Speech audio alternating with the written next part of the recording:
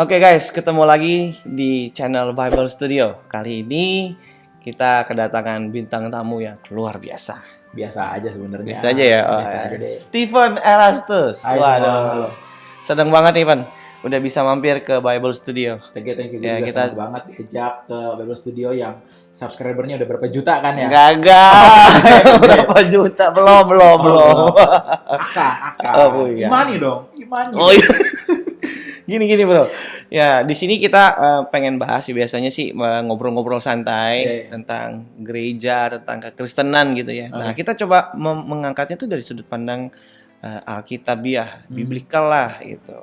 Nah kesempatan ini sih gue pengen sharing ya sama lu, maksudnya pengen ngobrol-ngobrol sama lu tentang begini. Seringkali banyak orang Kristen bro, Iya. itu nggak menemukan begini. Kira-kira apa sih yang menjadi tujuan kekristenan kita gitu ya sebagai orang percaya nih, sehingga kalau ditanya apa yang menjadi tujuan hidup, arah kita dan Suka bingung sebagainya, ya, blank. bingung. Terutama anak-anak muda juga seringkali begitu tuh. Kalau ditanya gambarannya tentang kekristenan kita yang sebenarnya itu, mereka mungkin melihatnya dari satu sisi yang rutinitas. Ya Iya. gue orang Kristen, percaya Yesus, Iya. ke gereja aja atau pelayanan, dan sampai di situ doang. Nah, kira-kira menurut bro apa nih? Lu ada apa gambaran tentang kekristenan yang seperti itu gimana menurut lu? Mana ya? Sebenarnya kalau ngomongin tujuan menjadi orang Kristen ya, tujuan kekristenan ya. Kalau gue melihat dari diri gue nih, ini sih gue ngambil sampel diri gue yang mungkin nggak semua orang juga kayak gue, atau mungkin gue doang secara pribadi. Iya. Subjektif jadinya ke arah gue nih. Gue dari kecil jadi orang Kristen.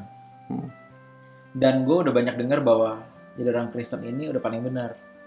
Tuhannya benar, agamanya benar, dan lain sebagainya. Jadi sebenarnya dari dulu gue besar dengan kondisi berpikir adalah dengan cara berpikir bahwa gue tuh orang Kristen yang ya udah, gue udah Kristen. Gue udah Kristen. Cuman apa ya? Kadang-kadang tuh kadang-kadang gue jadi melihat diri gue bahwa gue Kristen. Tapi apa yang membedakan gue dengan orang agama lain? Kalau ngomongin konteks beribadah, ya semua kita beribadah. Agama apapun beribadah dengan cara yang masing dan ke rumah ibadahnya masing-masing. Iya. Cara hidup sama. Nah itu dia. Iya nggak sih? Jadi kadang-kadang gue jadi dulu, tapi gue gue tuh nggak menyadari hal ini sih dari sebenarnya. Gue nggak nyadarin, tapi gue berjalan seperti itu aja. Tapi dengan landasan berpikir adalah apa? Gue adalah orang yang berada di posisi yang benar. Jadi sebenarnya kalau ngomongin tujuan kekristenan, buat apa jadi orang Kristen, bagaimana menjadi orang Kristen, basically dulu gue ngerasa ya udah gue udah di sini, ngapain lagi dong? Iya. Ya enggak. Dan gue rasa juga banyak mungkin teman-teman di rumah juga secara tidak langsung memikirkan hal yang sama, atau mungkin mereka nggak mikirin tapi dalam stage berpikir yang sama. Ya gue udah Kristen, mau ngapain lagi? Iya. Tujuan kekristenan. Nah tapi sebenarnya kalau kita mau kan udah bilang tadi kan ya alkitabiah nih. Kalau kita Alkitab ya, tentu kita harus merujuk pada satu orang satu pribadi role model yang memang harus menjadi satu-satunya role model kita, which is ya Tuhan kita Yesus Kristus. Oke. Kalau kita merujuk pada pribadi beliau, lucunya Tuhan nggak membawa agama. Tuhan nggak membawa agama Kristen, dan dia nggak mengajarkan ayo sini pindah agama jadi Kristen. Ketika berbicara dengan para orang-orang Yahudi yang which is mereka kan beragama Yudaism kan, Tuhan nggak mengajarkan mengenai berpindah agama menjadi orang Kristen. Dan ternyata kekristenan itu kan ada kan setelah kekristenan menjadi agama yang sah itu kan sekitar tahun 300 ketika Roma menjadi Kristen. Tapi sebelum itu nggak ada kekristenan. Jadi sebenarnya agak lucu kalau gue dulu berpikir gue udah di posisi yang tepat menjadi orang Kristen yang benar. Apalagi dengan slogan-slogan menjadi seperti Kristus. Kalau menjadi seperti Kristus, which is semua gereja setuju. Dari sunada manapun setuju. Istilah menjadi seperti Kristus. Karena nggak ada yang mau menjadi seperti Lucifer. Iya dah, ya mana mau jadi setan kan gitu. Jadi kan menjadi seperti Kristus. Semua orang setuju. Tapi kalau menjadi seperti Kristus, berarti Tuhan tidak mengedepankan agama Kristen dan berpikir dia berada di posisi yang benar. Karena dulu dia nggak membawa agama Kristen. Iya. Tapi satu hal yang gue yakini adalah Tuhan hadir itu memang pertama untuk menebus kita semua. Karena tanpa penebusan, sebaik apapun kita hidup binasa. Karena nggak ada penebusan. Tapi yang Tuhan bawa kedua yang menurut pandangan gue dan apa yang gue baca di Alkitab ya, yang tertulis dalam Yohanes 4 ayat 34. Makananku melawan kehendak Dia yang mengutus aku. Dan itu kan, menyelesaikan pekerjaannya. menyelesaikan pekerjaannya. Itu kan sebuah filosofi, sebuah visi hidup yang diajarkan Tuhan. Yang kita nggak menemukan itu dari pribadi yang lain sebenarnya. Jadi Tuhan yang membawa itu pertama kali. Nah, kalau berbicara mengenai makananku melawan kehendak Bapa, itu bukan bicara mengenai agama. Karena kan tadi gue bilang Tuhan nggak membawa agama, tapi membawa dasar hidup. Nah, kalau kita melihat dasar hidupnya Tuhan, bagaimana cara Tuhan Yesus hidup, semua itu pengabdian. Kalau kita baca kitab Yohanes, aku untuk kemuliaan Bapa, Ia mengutus aku, menyelesaikan pekerjaannya dan lain-lain. Dia emang menyadari bahwa dia itu utusan, suka nggak suka, baca kitab Yohanes saja, itu utusan. Dia mengakui banget kalau aku ini utusan. Aku ini utusan untuk melakukan kehendak Bapa, bla bla bla bla bla bla. Berarti kalau gua tarik itu ke dalam kehidupan orang Kristen ya, berarti kehidupan kita yang ngaku kalau kita mau menjadi seperti Kristus, berarti kita harus mencontek, meniru, menghidupi prinsip hidupnya. Filosofi hidupnya berkata makan gue melakukan kehendak Bapa. Nah, begitu kita berbicara kehendak Bapa di sini, bagi sebagian orang ini sebuah tanda tanya. Iya, betul. Kenapa? Karena kehendak Bapa itu apa? Iya nggak sih? Iya. Kan blur. Tetapi karena dasar berpikir bahwa menjadi orang Kristen itu adalah posisi yang benar, jadi orang tuh suka tidak menyadari bahwa kehendak Bapa bukan cuma jadi orang Kristen, tetapi tanda tanya tadi, yang setiap orang kalau bagi gue Dris ya, itu memiliki panggilan yang berbeda-beda. Tentu panggilannya pasti yang pertama adalah menjadi serupa seperti Kristus, dalam arti menghidupi kehendak Bapa itu pasti. Tapi dalam konteks apa nih? Misalkan menjadi pendeta, jadi dokter yang seperti apa? Pembisnis, pembisnis itu seperti apa? Ini kan irisannya banyak banget. Betul. Irisannya banyak banget. Pembisnis seperti apa? Pemusik yang seperti apa? Banyak deh. Itu tuh detailnya banyak banget. Nah, tapi karena udah menjadi Kristen, udah menjadi something yang udah bener, mereka jadi nggak mencari lagi. Kenapa? Ya gue udah bener kok di sini. Jadi cukup dengan kata gue udah Kristen. Gue udah Kristen cukup. Cukup sampai di situ. Seakan-akan ya udah gue udah Kristen, gue nggak perlu ngapa-ngapain lagi. Iya, gue udah di posisi yang benar kan gitu. Iya. Gue udah benar. Nah, tapi efeknya adalah ketika mereka merasa di posisi yang udah benar. Ini sih basically semua manusia dalam segala aspek. Udah merasa di posisi yang sukses misalnya gitu dalam soal bisnis ya. Terus mau ngapain lagi? Iya. Karena orang cenderung diem. Tapi kalau berpikir, gue masih miskin. Ada kata masih, bukannya udah. Kalau masih bilang, gue masih kurang, gue masih ini nih, gue masih harusnya gini nih. Itu ada something yang dikejar. Tapi kalau ada kata, ya gue udah jadi. Secara psikologis itu berarti this is your final. Iya, udah selesai ya. Selesai. Nah, makanya jadi orang Kristen itu jangan berpikir mengenai aku udah jadi orang Kristen. Enggak. Tapi harus berpikir, aku masih belum hidup dalam kehendak Bapa. Apa kehendak Bapa? Kan jadi pertanyaan situ lagi ntar. Iya, betul. Nah, itu yang harus didapati oleh setiap orang dengan bergaul dengan Tuhan. Tanpa pergaulan dengan Tuhan, kita nggak mungkin menemukan kehendak Bapa. Karena fokus kita nggak akan mencari kehendak Bapa deh. Kan manusia tidak bisa mengabdi kepada dua Tuhan. Dia bisa membenci yang satu, mengasihi yang lain. Itu benar-benar katanya membenci dan mengasihi loh. Itu benar-benar bukannya bisa pilih dua-duanya ataupun yang satu 30%, satu 70%. Enggak, benar-benar membenci dan mengasihi. Itu berarti sebuah perbandingan yang benar-benar beda banget gitu loh. Nah, seberapa kita hidup sebagai orang percaya itu mempermasalahkan hal ini.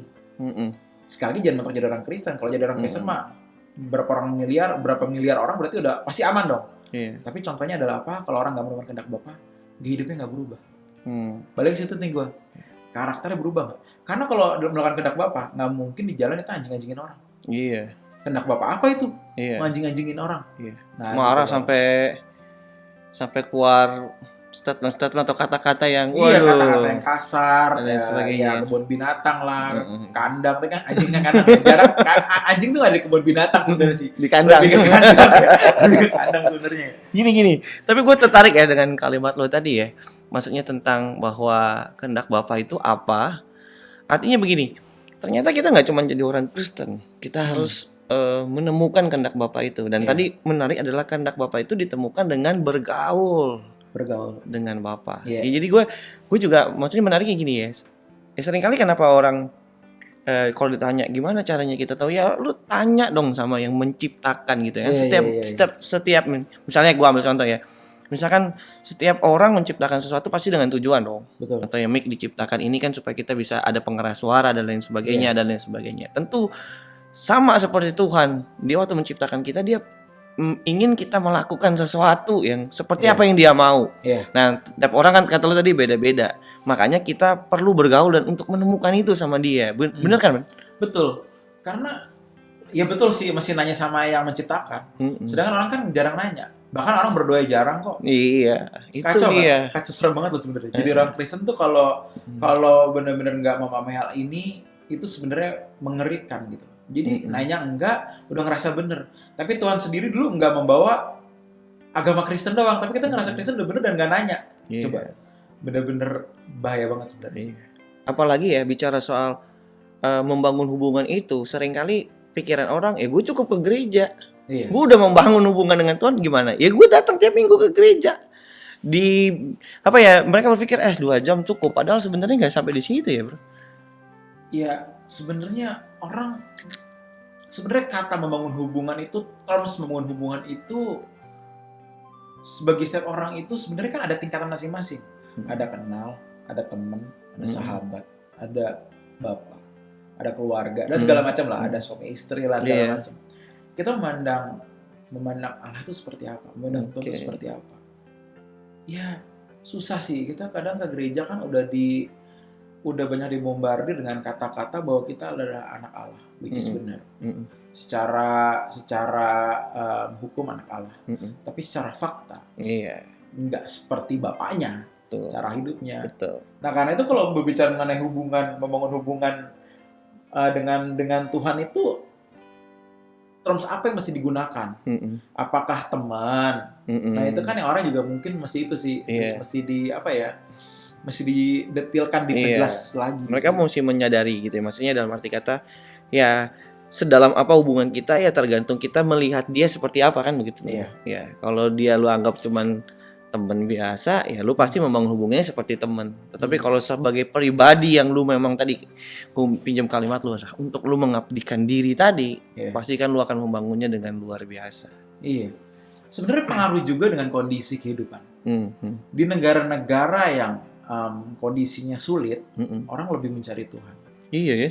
Itu pengaruh. Jadi pengaruhnya sebenarnya nggak cuma dari dia sendiri, tapi lingkungan. Faktor eksternal tuh sangat mempengaruhi seorang untuk mencari Tuhan seperti apa. Kalau negara-negara yang peperangan, perang yang hancur-hancuran gitu ya, itu lebih mencari Tuhannya lebih kuat. Kekristenan pun kuat karena tekanan dari sejarah. Iya sebenarnya. Tapi saat kondisi baik, aman, tentram, let's say misalkan Eropa, itu enak banget. Coba lihat gereja, kosong. Yang gereja juga yang udah umur 70-80-an, yang udah tua banget, itu ke gereja. Kenapa? Ya mereka tahu bakal mati kali ya, mungkin ya. mungkin bakal pikir ya bakal mati kan gitu kan, bakal mati. Jadi ke gereja. Tapi anak mudanya enggak, kenapa? Aman. Jadi susah nih kita ngomong ini, eksternalnya ada. Eksternal itu bukan cuma kondisi ekonomi juga, tapi juga gereja-gereja yang ada. Apakah mengajarkan hal seperti ini? Atau mereka pun berbicara mengenai kita anak Tuhan, tenang aja, lu pasti masuk surga, gengs. Gimana? Dari gereja, tenang lu anak Tuhan, Tuhan sayang sama lu pasti masuk surga, tenang lu anaknya. Di luar nyaman, udah habis. Iya, betul. Itu yang dulu ada terms namanya kolesterol iman. Apa tuh?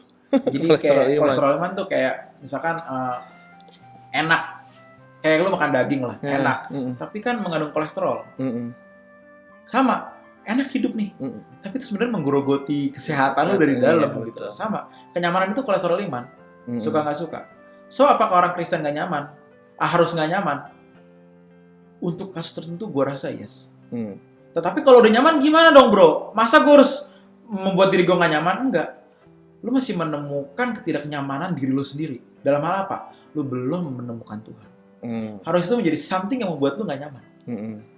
Nah, tapi kembali lagi, kalau lo ngerasa anak Tuhan dengan menjadi Kristen, lo udah nyaman, lo udah aman. Jadi semua kayak lingkarannya gitu-gitu lagi sih. Jadi balik lagi ke tadi yang lu bilang ya, kalau kita menyadari bahwa saya masih kurang, lu kan akan terus mencari tuh. Nyari. Tapi sebaliknya kalau lu merasa gue udah cukup dengan begininya, ya udah habis deh. Iya, Kita nggak akan menemukan sebenarnya makna ya, lebih baik ya. Iya. Makna gue menjadi orang Kristen tuh kayak gimana? betul. Betul ya. Karena itu yang jadi fokus penting di sini adalah bagaimana gereja mengajarkan the real Christianity sama jemaat. Gue nggak bilang, gue nggak nyebutin gereja yang kayak gimana juga, itu urusan masing-masing. Cuman bagi gue, kita sebagai gereja, mungkin juga sebagai hamba Tuhan, itu harus mengajarkan the real Christianity. Masalahnya juga nggak semua gereja menemukan hal itu. Kenapa? Nyaman. Balik lagi, kolesterol tadi udah nyaman ya udah. Iya. Gue udah nyaman ya udah, that's it. Jadi apa ya? Memang kita di kondisi yang memang masa penampian. Bukan cuman bukan penuaian. Ini udah penampian. Karena kalau penuaian ya memang berjalan terus sih, kan kayak gandum kita sebar, jebret, kita tuai dong, ambil lagi kan. Tapi kan masih dipilih antara gandum sama yang gabah atau gimana gitu kan, ya. Masih ditampi. Tampi ini kan yang menunjukkan kesetiaan seseorang, seberapa seorang sungguh-sungguh. Ini gue rasa lagi masa-masa seperti juga. Iya, sedang masa bukan lagi penuaian ya, penampian. Penampian itu justru mengerikan loh. Jadi benar-benar terpilih. Saat penuaian semua ketarik tuh. Mau gandum kayak mau gabah apapun itu semua keambil. Kualitas baik, kualitas buruk, semua masuk. Iya, karena itu juga berhubungan sama yang Tuhan katakan, banyak yang dipanggil, sedikit yang dipilih. Semua dipanggil kan? Kan dituai semua dong, sama aja kan tumbuhnya bareng-bareng kan. Diambil semua. Itu kan semua dipanggil. Tapi siapa yang dipilih? Itu ditampi. Yang dipilih siapa? Yang setia. Setia jadi apa? Setia jadi orang Kristen? Bukan. Yang setia menghidupi kehendak Bapa. Nah, baliknya ke situ lagi. Balik ke situ lagi. Waduh. Cuman seringkali ada pertanyaan begini. Kalau gue tahu kehendak Bapa nih, misalkan ya, berat juga ya. Iya. Gitu. Kalau mau enteng nggak usah jadi orang Kristen. Pindah agama aja sana. Iya. Kalau nggak jadi orang Kristen nggak usah gereja. Enteng loh. Enteng loh. Ya kelar kan? Kenapa? Hidup lu baik-baik aja kok. Iya. Tetap punya duit, tetap bisa bangun keluarga dengan baik, tetap bisa kaya juga. Ya udah. Betul. Karena itu Tuhan bilang hitung dulu anggarannya. Nah, itu kan waktu orang membangun menara kan. Betul. Bangun menara dulu, terus Tuhan bilang, lu hitung dulu anggarannya, jangan sampai pas lu bangun ternyata ada yang kurang, lu ketawain orang nih. Hitung dulu cukup nggak? Maksudnya apa? Jadi orang Kristen itu seperti ini loh, nggak mudah loh. Ada konsekuensi loh. Ada konsekuensi. Konsekuensinya salah satunya adalah menghidupi tadi ya. Iya. Dan masalahnya konsekuensinya itu menghidupi itu adalah lu masih mematikan daging lu. Ini yang bikin berat sebenarnya. Iya. Mematikan daging, ego, nafsu, pemikiran-pemikiran jahat, harga diri. Ini masih dimatikan. Mau nggak? Mau nggak? Kalau orang nggak mau ya susah. Orang bilang seperti Kristus, ya Tuhan juga mematikan semuanya kok. Kalau Tuhan nggak mematikan semua, dia turun lu dari salib. Iya. Waktu iblis nyobain dia jatuh tiga-tiganya lu. Kalau dia nggak menurunkan harga dirinya. Kan iblis kan banyak nyenggol harga dirinya. Iya. Ya nggak? Ubah dong nih roti. Kan lu anak Allah katanya. Iya kan anak Allah. Jatuhin diri lu dari bait Allah. Masa anak Allah nggak bisa sih? Kan iya, gitu ya. Kan harga diri kesenggol. Tuhan benar-benar matiin itu semua. Tapi sekarang anak Tuhan belum tentu mau harga diri dimatiin loh. I know it's hard, nggak gampang. Tapi kalau lu bilang seperti Kristus, nggak ada jalan lain ya. Apanya yang lu mau tiru? Karena kalau beragamanya Tuhan nggak agama Kristen, bos. Apanya dong? Ya cara hidupnya yang mematikan dagingnya demi menghidupi kehendak Bapa. Oke. Nah itu yang biasa orang masih mikir, duh berat ya. Ya memang berat. Tapi nggak ada pilihan lain dan kedua adalah lu bisa. Tapi orang cenderung mental block. Gimana caranya biar itu nggak bisa? Nggak bisa. Seringkali gue juga sering dengar begini, Allah. Misalkan ada term di Alkitab kata begini, sempurna. Mana mungkin kita bisa sempurna? Kita nih begini loh. Mana mungkin kita bisa sempurna? Itu sering kali gue dengar. Udahlah, nanti kan disempurnakan di sana sama Tuhan dan lain sebagainya. Gimana menurut lo, Pan? Jadi panjang ngomongnya nih. Loh, harus panjang. Kita ketemu minggu depan. Di 2 segmen. Serius nih 2 segmen? Enggak, bercanda. Aduh, susah loh nih undang nih. Ayo. Sempurna, Matius 5 ayat 48. Iya. Kamu harus sempurna sama seperti Bapa di surga sempurna. Betul. Orang terlalu takut dengan kata sempurna. Hmm. Itu dulu. Tapi orang setuju dengan perkataan menjadi seperti Kristus. Iya. Itu lucu loh. Orang bilang sempurna, nggak bisa sempurna, tapi seperti Kristus, yes gue mau. Lah, emang seperti Kristus berarti nggak sempurna? Rusak? Ya enggak dong. Nah, kita juga masih tahu term sempurna itu kan dalam bahasa aslinya kan teleos, yang artinya full, lengkap, selesai. Nah, dalam kalau gue tarik dalam kehidupan kita, kesempurnaan itu adalah ketika kita menemukan kehendak Bapa, sehingga kehendaknya lengkap, komplit, selesai dalam hidup kita. Which is itu bisa berbagai macam jenis, tapi standarnya masih sesuai. Jadi bukan standarnya, jadi nggak ada double standar. Satu standar, meskipun pada faktanya aspeknya berbeda. Dokter, bisnismen, pendeta, musik, dan segala macam. Tapi apakah melakukan kehendak Bapa? Ini yang jadi masalah. Orang suka berpikir sempurna seperti Kristus, apa mati disalib.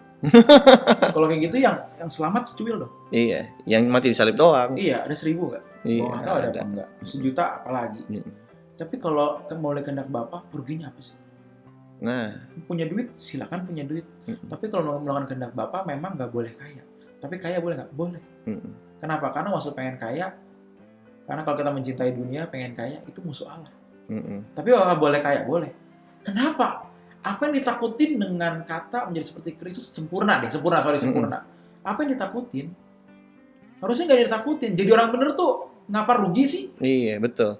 Jadi orang baik kenapa rugi sih? Dan jadi orang mengampuni kenapa rugi sih? Ya nggak bisa dong, kan bukan nggak mau diinjak. Nah, berarti lu nggak seperti Kristus. Iya.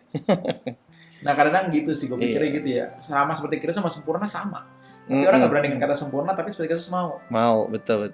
Berarti kalau nggak sempurna menjadi seperti, kalau orang berarti berkata, gue tuh nggak bisa sempurna, berat. Gue nggak mau sempurna. Oke, berarti lu menjadi seperti Lucifer. Bapaknya kan cuma 2. Iya, cuma ada 2 ya, betul. Cuma ada 2 yang menjadi role model kita. Kalau nggak Lucifer ya Tuhan Yesus. Iya, betul. Nah, orang kan kadang nggak menyadari hal ini. Iya sih, betul. Jadi kalau begini kan, kalau sebenarnya ngobrol begini sebenarnya ya kekristenan menjadi something yang sebenarnya sulit. Jadi kalau gue kalau diundang khotbah nih, kalau diundang sharing di komunitas mana juga, gue tahu gue kan membawa hal ini. Gue nggak mungkin mereduksi kebenaran yang gue miliki, yang gue percaya gue dapat dari Tuhan. Gue nggak mungkin mereduksi.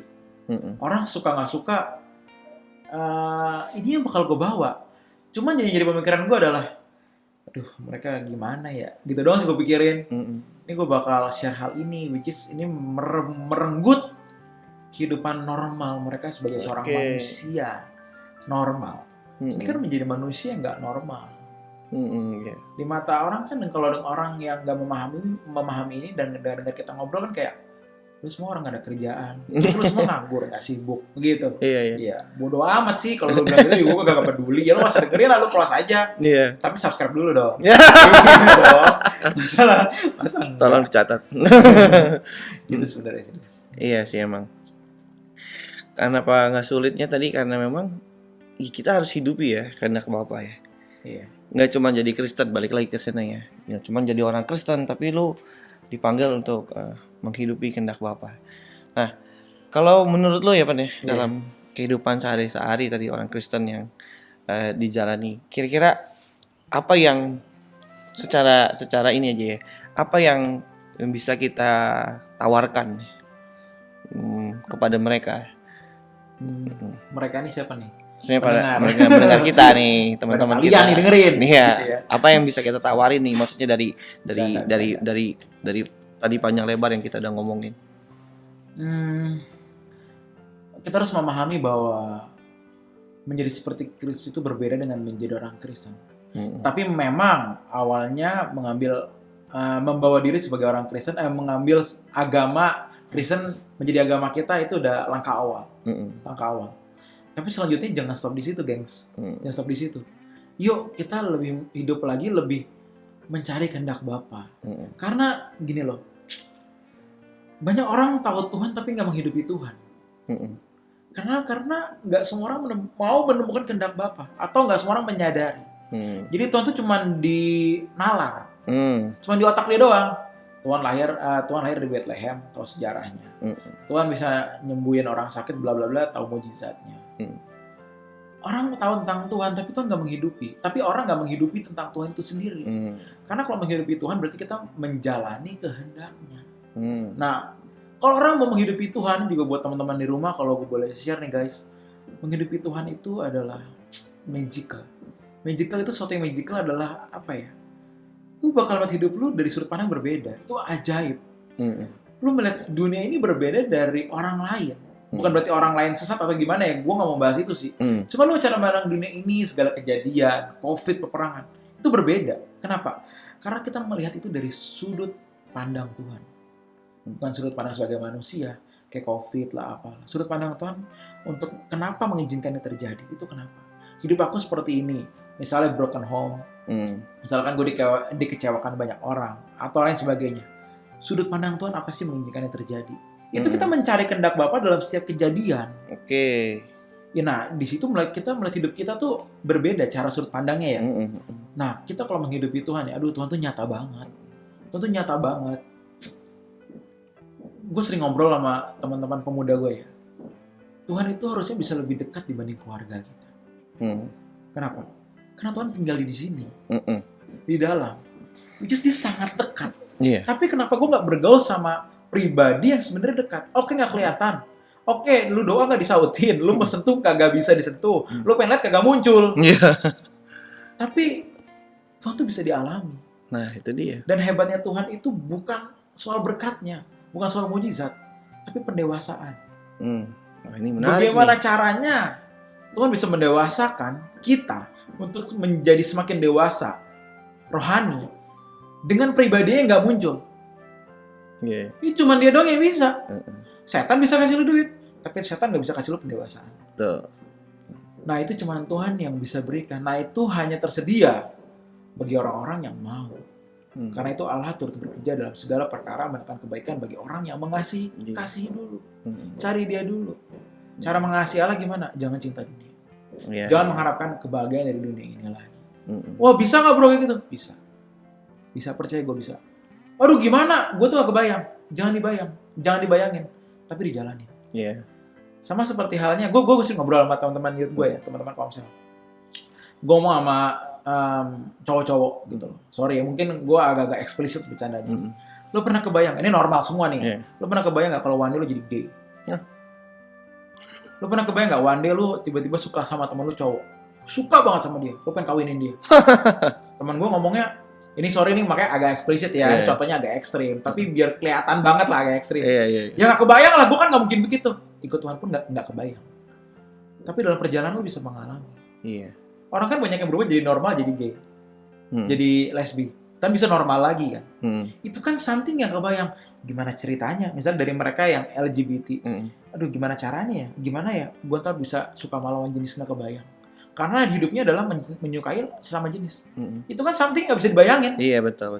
Gak mungkin lah, gimana. Tapi kalau kita sering perjalanan waktu, kita diubahkan Tuhan, bergaul dengan Tuhan, kita bisa sampai ke titik itu kok. Karena itu jangan dibayangin, gengs, tapi hidupin. Jalanin. Dan Setuju. Iya, makanya gak cuman tahu ya, harus melakukan. Percuma lu cuman tahu. Ya seringkali mungkin kita cuman pengennya tadi di ranah itu doang. Banyak orang Kristen hanya sampai di situ. Nah, maksudnya gini, kalau gue menggunakan bahasa, kita cuman to know nih, hanya untuk mengetahui, tapi nggak mengerti. Karena kalau untuk mengerti, lu mesti ada yang namanya experience, pengalaman, bener nggak? Lu mesti ngalamin. Sama bro, maksudnya kan kita nggak mungkin bisa menceritakan sesuatu tanpa sebuah pengalaman kan? Kita harus alami dulu gitu. Nah, perjumpaan dengan Tuhan itulah, bener nggak? Iya betul. Yang perlu kita temukan sebenarnya dalam kekristenan ya. Menemukan Tuhan di situ, menemukan kehendak Tuhan. Bukan sekedar sekali lagi ya, lu jadi orang Kristen. Percaya Yesus udah selesai. Makanya dulu sepupu gue pernah bilang begini waktu itu ya. Dia bilang ini, banyak orang jago bicara tentang Tuhan, tapi sedikit yang berbicara dengan Tuhan. Waduh, mantap loh dia bilang. Kalau ngomongin Tuhan jago bro, tapi bicara dengan Tuhan, siapa yang berani nyediain waktu? Siapa yang mau menyediakan waktu lu punya hubungan itu sama Tuhan? Bener nggak? Lu berarti lu masih dibawa ke sini dong. Oh, Karena bagus quotes-nya barusan tuh kan. Iya, banyak orang bicara tentang Tuhan, jago bro, bisa dari pagi sampai pagi dia ceritain tentang Tuhan dan lain sebagainya. Tapi bicara dengan Tuhan, siapa yang banyak menyediakan waktu untuk ketemu dia? Gitu sih gue setuju banget. Tapi nggak bisa dipungkiri. Itu karena banyak orang mengajarkan doa itu adalah permintaan. Jadi nggak ada komunikasi yang terbangun. Nah, Komunikasi terbangun kan, doa itu kan sebuah komunikasi.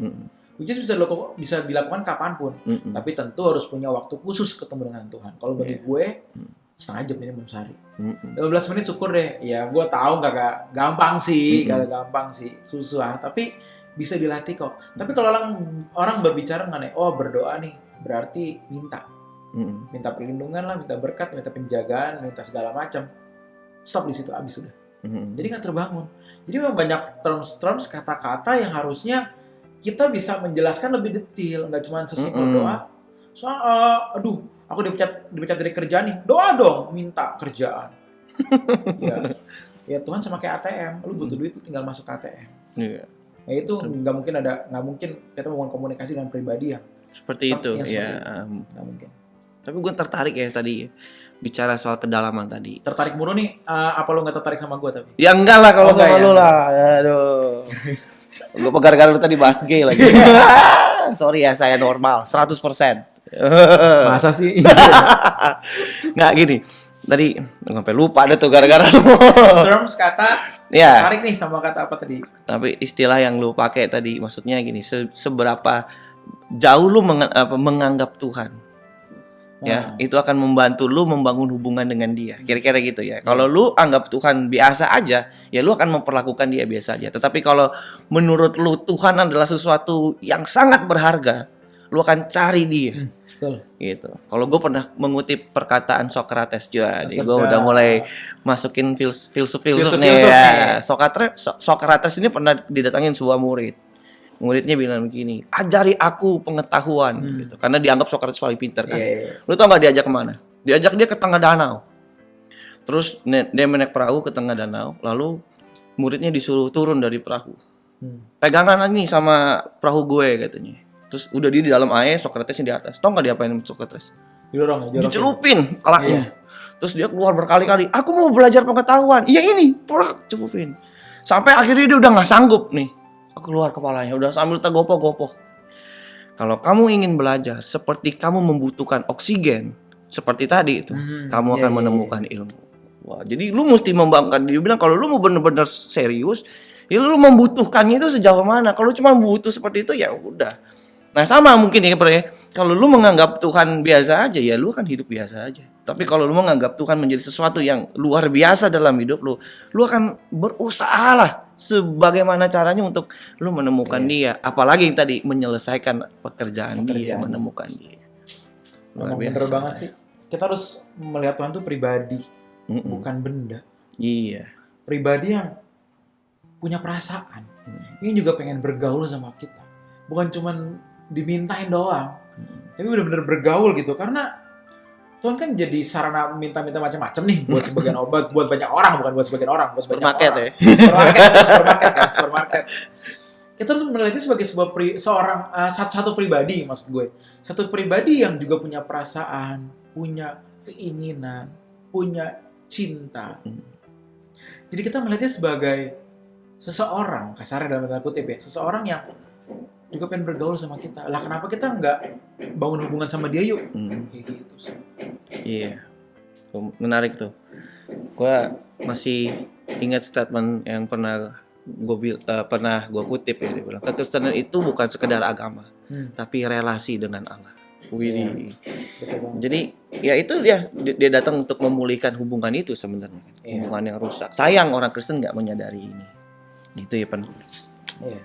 Ya semangat lah, kita sama-sama berjuang, Landris. Iya. Buat teman-teman di rumah juga, ayo berjuang lah. Kalian nggak sendirian karena ada kita. Bukan berarti kita lebih jago, tapi paling nggak kalian punya teman-teman seperjuangan. Oke guys, kita sudah selesai di ujung acara ya, membahas yang nggak terasa udah panjang lebar. Kayaknya kita baru ngoceh gue. Iya, nantilah ada apa ya? Next berikutnya ya. Tergantung ongkir. Oke, siap. Tenang aja. Tadi kira gue matre nih orang. Oke. Sejauh ini kita udah bahas tentang kekristenan tadi ya sama Bro Stefan Erastus nih, bahwa kita ini nggak cuma sekedar jadi orang Kristen loh. Kita ini masuk dalam kita harus menghidupi nilai-nilai tadi, nilai-nilai kehidupan bersama dengan Bapa tadi, menemukan kehendak Bapa. Jadi kekristenan itu bukan sekedar agama lah, tapi kita mencari kehendak Bapa, dan mencari kehendak Bapa tadi cuman dikasih tahu bahwa kita itu bergaul dengan Dia. Bergaul, betul. Menyediakan bergaul, harus tanya dengan Dia. Dengan setiap profesi ya, Iya. masing-masing kita dipanggil untuk menghidupi kehendak Bapa. Ya, kiranya jadi berkat nih buat teman-teman semua apa yang sudah kita bicarain. Sampai ketemu lagi di episode selanjutnya. Bye-bye. Bye.